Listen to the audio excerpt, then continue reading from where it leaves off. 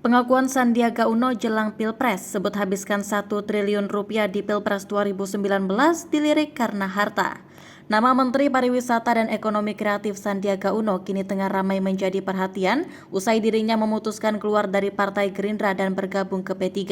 Kini nama Sandiaga Uno pun disebut-sebut sebagai sosok calon wakil presiden atau cawapres potensial di Pilpres 2024 mendatang. Sandiaga Uno pun mengungkapkan pengakuannya selama menjalani pemilu di Indonesia. Sandiaga Uno mengungkapkan dirinya menghabiskan uang sebesar hampir 1 triliun rupiah untuk biaya kampanye pada pemilihan presiden 2019 lalu. Ketika itu Sandiaga maju sebagai calon wakil presiden berduet dengan Prabowo Subianto menghadapi pasangan Joko Widodo dan Ma'ruf Amin. Mungkin 2 tahun setelah Pilgub DKI itu, biaya yang dikeluarkan hampir 1 triliun rupiah, kata Sandiaga Uno dalam program Rosi di Kompas TV. Sandiaga menyebutkan biaya yang dikeluarkan untuk kampanye itu telah dilaporkan dan diaudit oleh Komisi Pemilihan Umum atau KPU, serta terekam dalam laporan harta kekayaan penyelenggara negara LHKPN. Namun ia tidak memungkiri bahwa biaya kampanye pemenangan Prabowo Sandi kala itu tak hanya berasal dari dirinya, tetapi juga berasal dari berbagai pihak yang mendukung pasangan calon tersebut. Ya, semua ikut berjuang lah.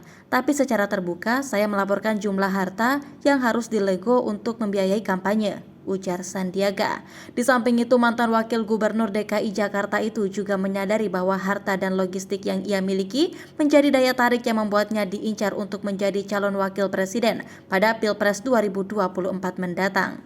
Berdasarkan LHKPN yang ia laporkan pada Desember 2021, Sandiaga tercatat memiliki kekayaan sebesar 10,6 triliun rupiah, menempatkannya sebagai menteri terkaya di jajaran Kabinet Indonesia Maju. Kendati demikian, Sandiaga menilai penentuan calon presiden dan wakil presiden hendaknya tidak hanya ditentukan oleh kekuatan materi. Menurut saya, harusnya lebih dari itu, karena pemikiran, gagasan, strategi, dan nafas panjang ini yang sangat penting dalam berpolitik, bukan hanya dari segi kekuatan pendanaan, kata Sandiaga. Utang piutang dengan Anies. Bukan kali ini saja Sandiaga mengaku telah jor-joran merogoh kocek pribadinya untuk keperluan kampanye. Beberapa waktu lalu publik juga sempat dihebohkan soal adanya urusan utang piutang antara Sandiaga dan Anies Baswedan yang terjadi menjelang pemilihan Gubernur DKI Jakarta 2017 lalu. Anies dan Sandi saat itu berkampanye sebagai calon gubernur dan calon wakil gubernur DKI Jakarta.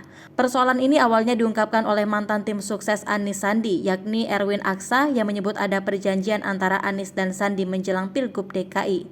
Menurut Erwin, perjanjian antara dua orang yang akhirnya terpilih menjadi gubernur dan wakil gubernur itu berkaitan dengan utang piutang.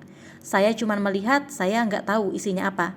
Itu saya lihat ada perjanjian utang piutang, kata Erwin saat dihubungi Kompas.com awal Februari 2023. Dalam wawancara di kanal YouTube Akbar Faisal Unsensor, Erwin menyebutkan bahwa Sandi memberikan utang kepada Anies untuk memenuhi kebutuhan logistik pada Pilgub DKI Jakarta 2017 silam. Kira-kira begitu, karena yang mempunyai kuiditas Pak Sandi, kemudian memberikan pinjaman kepada Pak Anies, karena waktu itu kan putaran pertama kan namanya juga lagi tertati-tati juga kan waktu itu, kata dia. Nilainya berapa ya? 50 miliar barangkali, ujar Erwin.